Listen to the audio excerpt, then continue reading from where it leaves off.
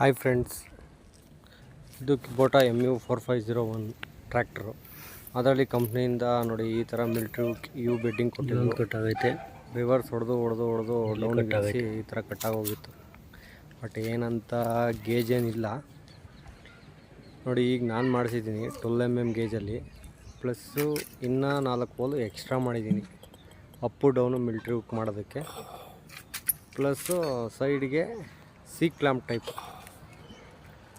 Weld ಮಾಡಬೇಕು, ಇನ್ನೂ weld ಆಗಿಲ್ಲ, ಅಡ್ಜಸ್ಟ್ಮೆಂಟ್ ಮಾಡ್ಕೊತಾ ಇದ್ದೀನಿ.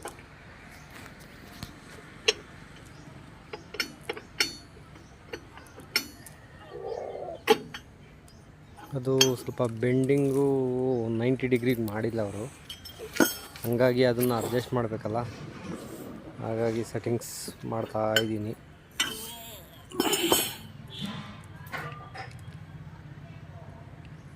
ನೋಡಿ 4 ಹೋಲು ಎಕ್ಸ್ಟ್ರಾ ಹಾಕ್ಸಿದ್ದೀನಿ, ಅಂದರೆ ಮೇಲೆ ಕೆಳಗೆ ಅಡ್ಜಸ್ಟ್ ಮಾಡೋದಕ್ಕೆ. ಮತ್ತು ಅವ್ರು ಕೊಟ್ಟಿದ್ದು 8 ಇಂಚು ನೋಡಿ, ವೆಲ್ಡ್ ಮಾಡಿದ್ದೀನಿ, ಪಾಯಿಂಟು ಎಲ್ಲ ಆಗಿದೆ. ಡಬಲ್ ಮುಂಚೆ ಸಿಂಗಲ್ ಇತ್ತು, ಡಬಲ್ ಹಾಕಿದ್ವಿ. ನೋಡಿ ಈ ಥರ ಮಾಡಿಸ್ಕೊಳ್ಳಿ. ಮುಂಚೆ ಸಿಂಗಲ್ ಸ್ಟೆಪ್ ಇತ್ತು, ವೆಲ್ಡ್ ಮಾಡಿದ್ದೀನಿ. ಏನಂತ ಫಿನಿಶಿಂಗ್ ಬಂದಿಲ್ಲ, ಇರೋದ್ರಲ್ಲಿ ವೆಲ್ಡಿಂಗ್ ಬಿಟ್ಕೊಂಡಂಗೆ ವೆಲ್ಡ್ ಮಾಡಿದ್ದೀನಿ. ಥರ